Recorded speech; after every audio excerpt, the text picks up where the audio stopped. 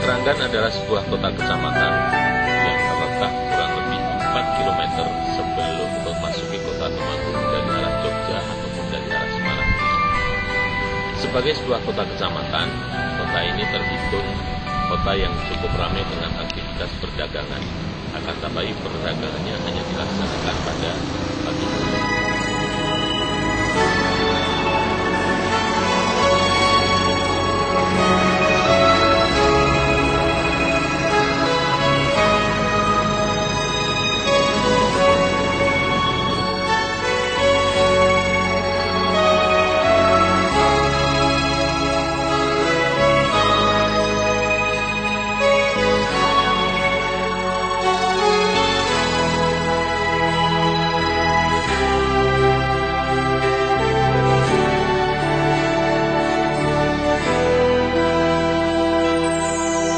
Pasar pagi di Keranggan adalah salah satu model pasar tradisional tertua di Pulau Jawa, di mana pasar itu hanya beraktivitas pada pagi hari.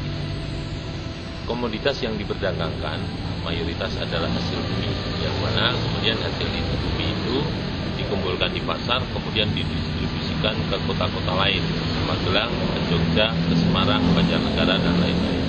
Sehingga setelah jam 9 pagi, kondisi pasar sudah mulai sunyi. Yang ada adalah aktivitas pertokoan, yang mana aktivitas pertokoan itu juga cukup ramai, mengingat bahwa pasar itu terletak di jalan antara kota Magelang dan kota Temanggung.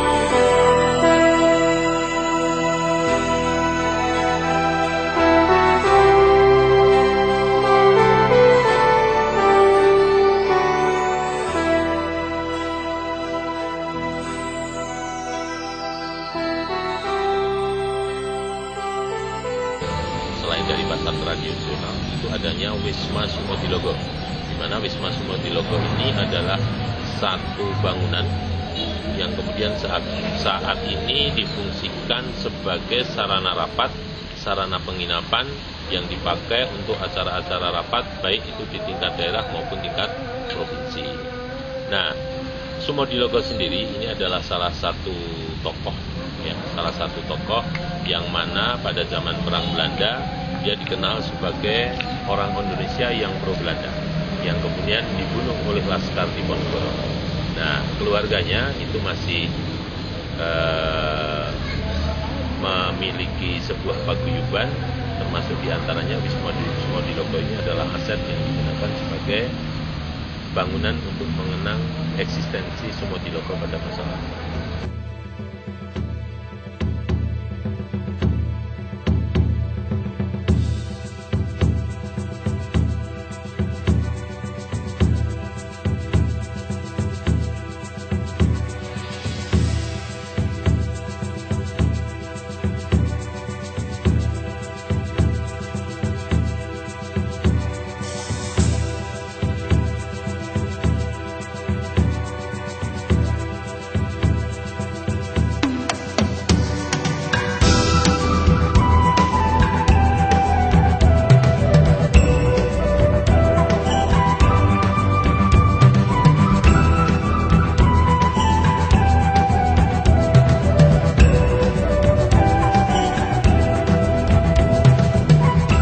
Sebagai sebuah kota kecamatan yang sangat aktif di dalam perniagaan hasil produksi pertanian, maka pada tahun 1900-an pemerintah Hindia Belanda mendirikan atau membangun jaringan kereta api antara Parakan, Temanggung, Keranggan, Magelang sampai dengan Yogyakarta.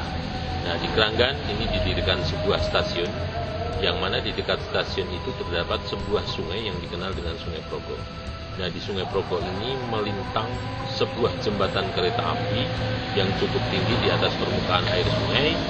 Kemudian karena terputusnya jalur kereta api di daerah yang lain, maka mulai tahun 1972 jalur kereta api di daerah ini sudah tidak difungsikan.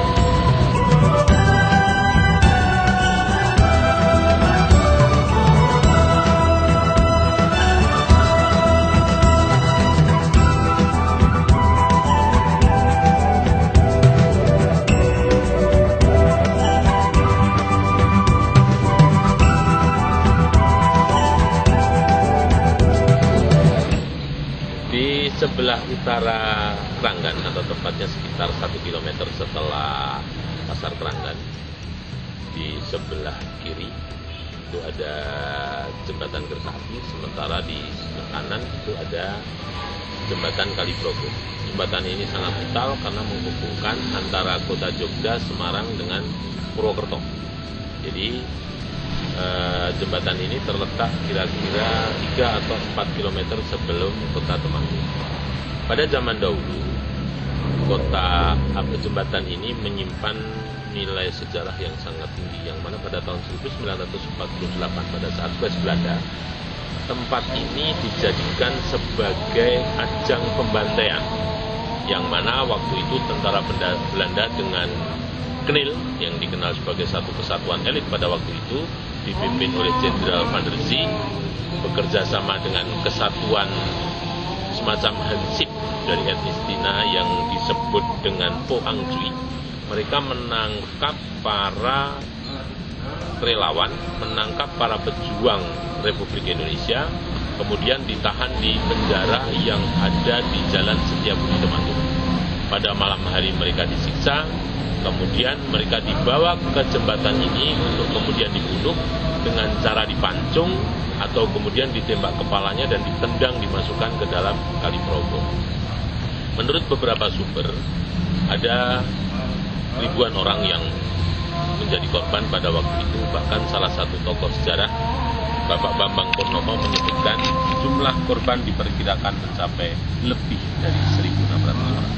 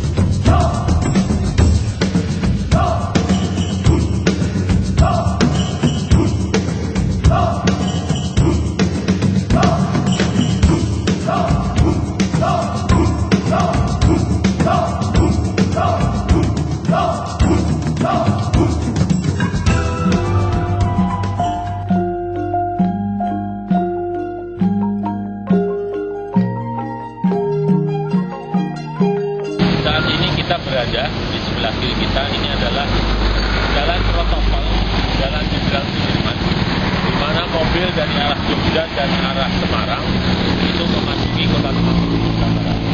Sebelah belakang kiri saya itu berdiri gereja Katolik, karena di sebelahnya adalah TK, SD, dan SMP kecil, salah satu bangunan tua yang tersisa di Temanggung. Kemudian di depan saya itu ada salah satu ikon kuliner yang terkenal di kota Temanggung, yaitu adalah bakso ulek. Karena bakso ulek ini sudah menjadi salah satu kuliner yang sudah merambah ke beberapa kota di Indonesia, termasuk diantaranya di Jakarta.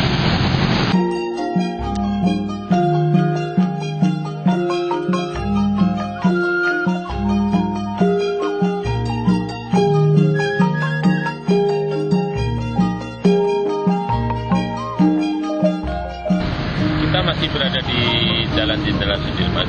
Setelah kita dari Gereja Kalistus ke arah barat, kita akan bertemu dengan kelenteng Tongling View, salah satu bangunan tua yang ada di Temanggung, dan posisinya terletak 100 meter arah timur dari Pasar Kliwon Temanggung.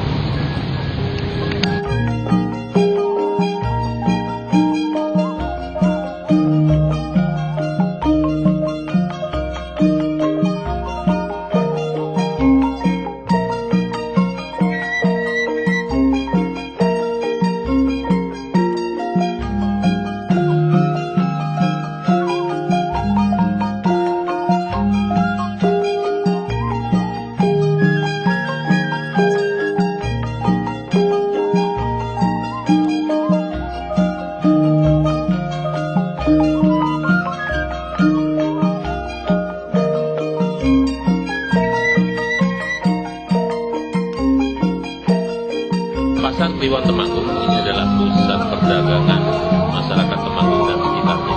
Pasar ini terdiri dari dua blok, yaitu blok selatan dan blok utara. Dua-duanya berfungsi secara maksimal sebagai urat nadi perekonomian yang ada di kota Temanggung. Beberapa waktu yang lalu, pasar ini sempat mengalami kebakaran, akan tetapi pada saat ini sudah difungsikan kembali seperti semula. Di sebelah barat Pasar Temanggung ini terdapat sebuah gereja, namanya Gereja Pantekosta. Kemudian ke barat lagi, di situ ada alun-alun Temanggung dan masjid besar.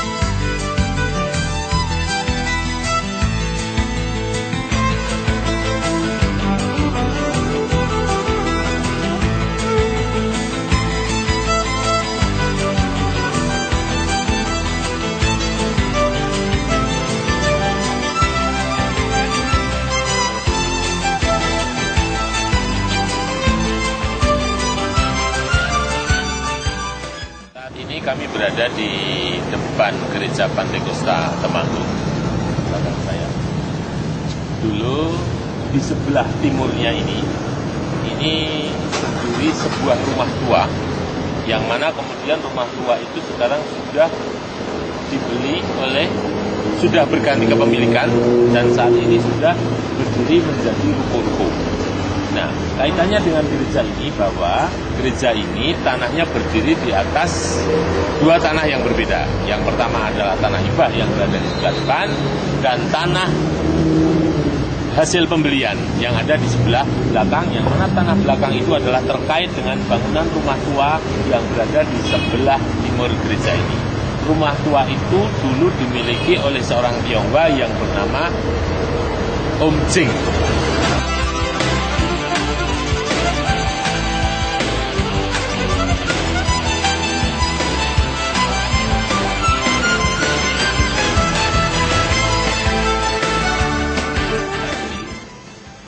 kan pavilion ya. Iya. Nah, kemudian hubungan dengan tanah sebelah yang sekarang menjadi pasar itu sejarahnya terus dulu. Kalau sejarahnya itu waktu itu saya diberi tahu sama ketua majelis Ya. itu memang kalau sebagian ini sebelum jadi ini dulu kan kebun dengan rencana masih jadi satu dengan tanah sebelah sebelum jadi ruko. ya. Begitu ada pembangunan dibeli lalu dijadikan satu gereja. Ya, tapi waktu proses pembelian bagaimana saya tidak tahu. Cuma waktu itu ketua majelis itu pernah cerita seperti itu dengan saya. Dan kemudian ketua majelis kalau dengan saya itu akrab sekali, kalau ada apa-apa bisa. Ya. Artinya tanah ini memang betul-betul dibeli ya? Ya. Beda dengan gereja yang sebagian ya, hibah. Kalau yang depan itu setahu saya itu tanah hibah. Iya, pemilik tanah sebelah itu dulu namanya siapa Pak? Itu kalau saya ingatnya itu cuma belakangnya. Kalau saya manggil waktu itu cuma Om Jing. Om Jing ya, tapi nama lengkapnya saya nggak tahu. Dan kebetulan waktu itu saya memang akrab sekali dengan beliau. Beliau termasuk jemaat di sini? Waktu itu kok kebetulan dia nggak masuk gereja sini. Entah gereja mana saya kurang tahu persis, tapi nggak masuk gereja sini.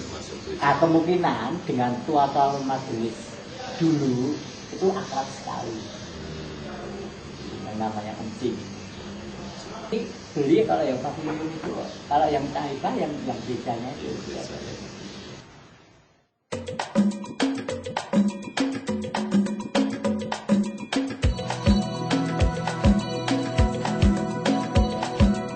Tentang tembok, tentang sejarah bangunan ini, kenapa kemudian ini jadi pasar dan lain sebagainya.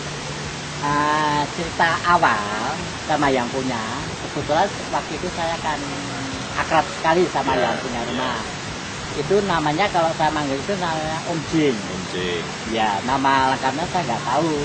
Itu kalau dengan saya akrab sekali. Kalau dia tiap pagi mau sarapan manggil saya untuk menemui sarapan. Suatu saat dan kebetulan waktu itu saya berapa tahun ya, nggak terlalu lama saya dengar itu dibeli orang Temanggung juga. Itu kalau nggak salah lakunya cuma 900 juta. Ya, 900 juta. Itu dijual lagi dari yang pembeli pertama, dibeli oleh Matahari. Ya, itu saya dengar lakunya 1,5. Ya. Mau dibikin Matahari, waktu itu diprotes oleh orang pasar. Nggak jadi dibeli Matahari, langsung diambil alih oleh Pemda. Tapi nilainya besar berapa oleh Pemda saya tidak tahu, nggak bisa mengetahui. Ya, sampai terlaksana jadi ruko seperti ini, namanya ruko Pasar Kliwon. Kalau pavilion itu kemungkinan besar itu kalau dulu tanah hibah itu cuma gerejanya, dan depan itu namanya orang lain. Tapi kalau belakang itu saya dengar dari tua majelis memang beli. Waktu itu belum jadi pavilion, cuma waktu itu masih kebun. Kebun pun kebun tidak terawat. Habis tahun 84 gereja 83 gereja dibangun, dirobohkan yang lama, dibangun 1 tahun 84 selesai, dan juga bikin pastori sama pavilion. Artinya pavilion ini termasuk baru ya? Baru ya, itu sama dengan gereja tahun 84. Kalau Bapak ingat tidak atau mendengar cerita di belakang sekitar sini dulunya ada pavilion? Enggak, belum ada. Kebetulan saya kan sejak kecil kan termasuk jemaat ini. Ya. Jadi kalau gereja ya sudah gereja, cuma tempat tinggal pendeta itu jadi satu dengan gereja. Mulai ada pavilion, gereja itu dibangun dari ada pavilion. Tembok ini tahun 1928. Kalau sesuai dengan kemungkinan zaman dulu, begitu bangun rumah kan sekarang ada temboknya. Sekarang itu kalau nggak salah saya masih ingat ya, itu tahun 1928.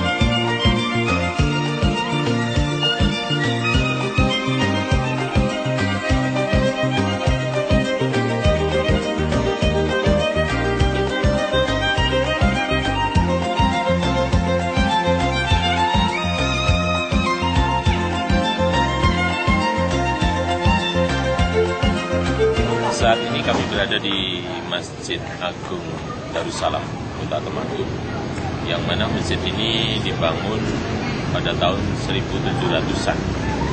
Nah, berdasarkan konsep pembangunan pemerintah Belanda, di sekitar alun-alun itu selalu ada masjid, ada penjara, dan ada kantor pemerintahan. Maka di sebelah utara alun-alun, ya, alun-alun berada di sebelah kanan saya, kemudian di depannya itu sekarang berubah menjadi pendopo pengayoman. Kemudian di depan saya persis ini adalah penjara Temanggung. Sementara di belakang saya ini adalah Masjid Agung Darussalam Kota Temanggung.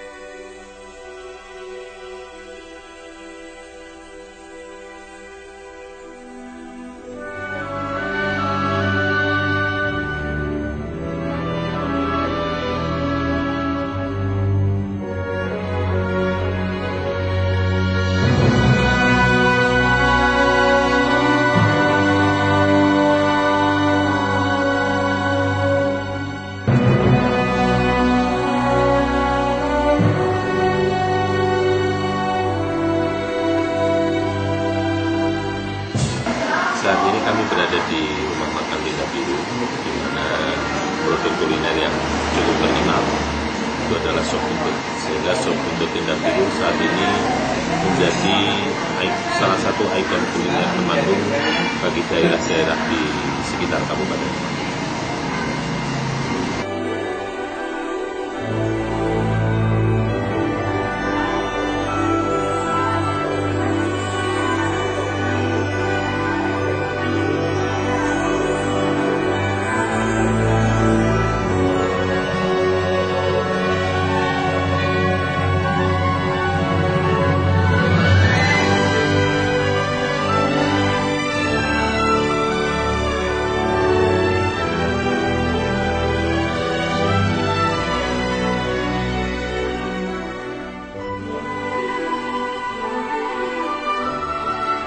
Saya berada di kawasan, orang bilang di sebelah kiri saya ini berdiri Gereja Kristen Indonesia.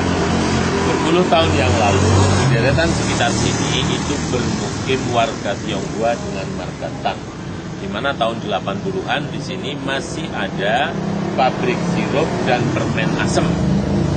Tapi kemudian beberapa marga Tang yang ada di sini pada tahun 90-an itu kemudian semuanya pindah ke luar kota. Ya.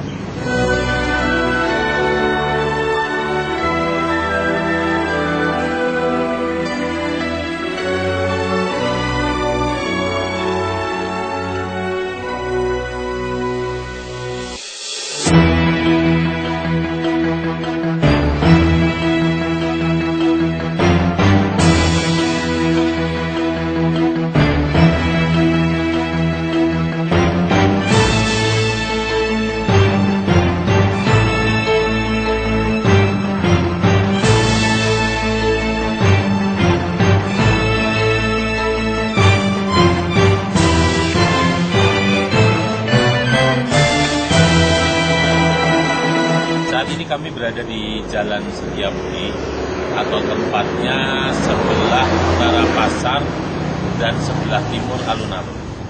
Di belakang saya ini dulu berdiri satu bangunan yang dinamakan dengan bangunan Negara Belanda, di mana pada tahun 48 pasukan-pasukan Indonesia, laskar-laskar Indonesia dan orang-orang yang berjuang untuk kemerdekaan banyak yang ditahan di sini dan kemudian dibunuh dan dibuang ke Kali Iprong.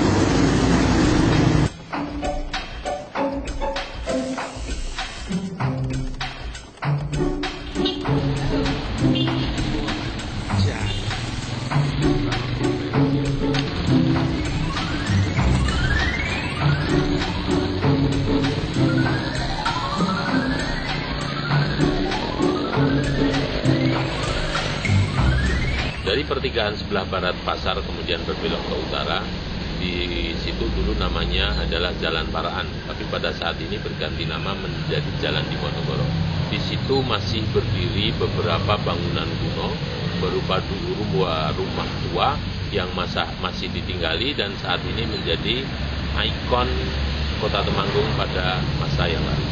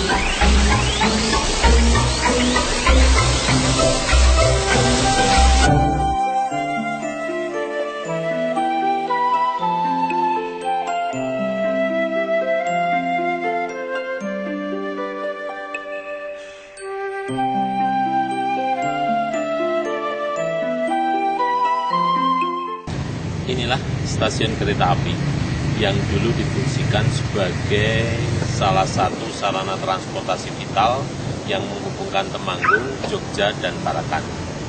Akan tetapi stasiun ini sejak tahun 70-an sudah tidak bisa beroperasi lagi dikarenakan adanya beberapa hal. Yang pertama, putusnya jalur kereta api Magelang Jogja.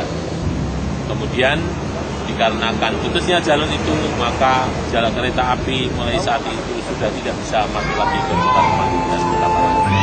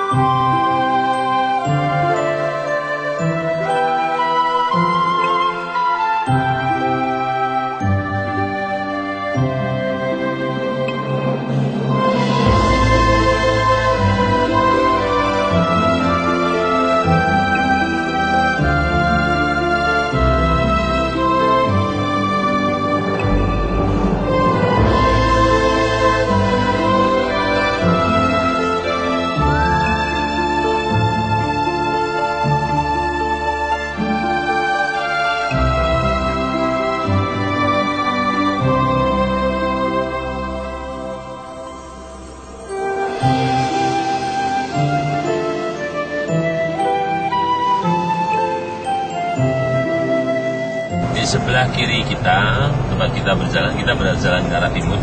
Inilah Kampung Banyurip. Ya, ini adalah Kampung Banyurip, di mana dulunya ini adalah daerah pinggiran kota Temanggung.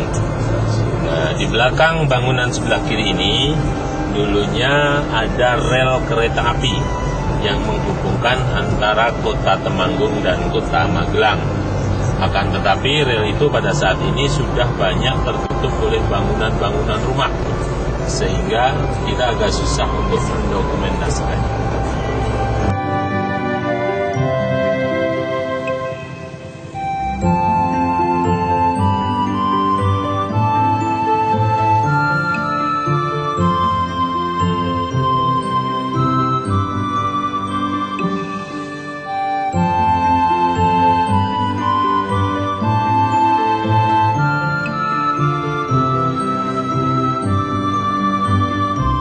Belakang tempat saya berdiri ini adalah salah satu bangunan kuno yang sampai hari ini hanya tertinggal namanya saja.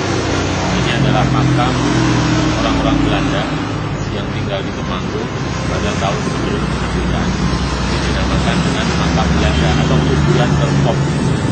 Saat ini sudah beralih fungsi menjadi pasar di desa Banyurip, atau tepatnya di sebelah selatan rel kereta api.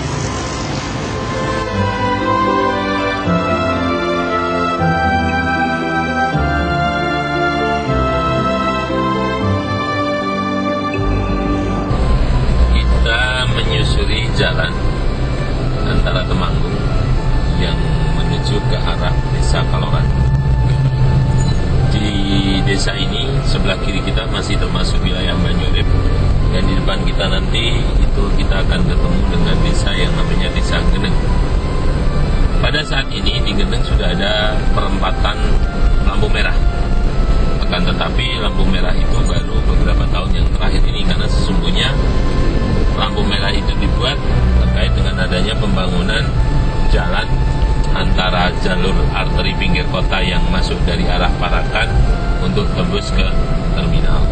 Sementara Desa Geneng sendiri itu dulunya adalah merupakan urat nadi perekonomian yang menghubungkan para petani yang akan mengirimkan barang dagangannya ke kota Temanggung. Nah, pada saat ini Geneng sudah menjadi sebuah kampung yang cukup ramai, di mana di situ menjadi persimpangan jalan termasuk jalur alternatif untuk kendaraan-kendaraan besar.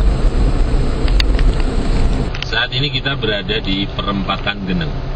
Di depan kita itu terlihat ada perempatan di mana arah lurus ke depan menyeberang jalan itu adalah arah menuju Kaloran.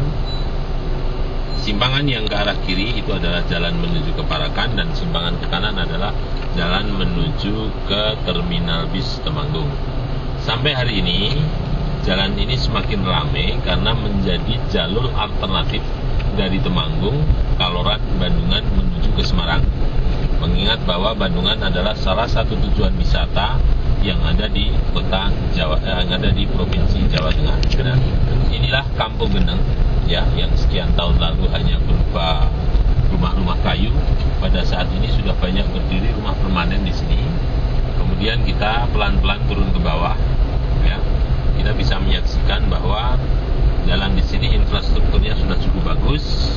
Jalannya sudah lewat untuk dilewati kendaraan-kendaraan roda 4, meskipun belum begitu lebar.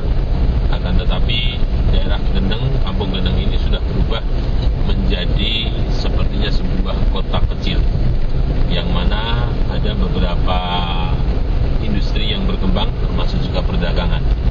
Nah, di depan kita inilah jembatan Geneng. Geneng konon dulu berasal dari kata genang, di mana pada zaman dahulu manakala sungai ini meluap, maka airnya akan naik ke atas jalan. Nah, ini bisa kita lihat jembatan baru. Ini adalah jembatan baru. Kemudian jembatan yang lama ada di sebelah kiri.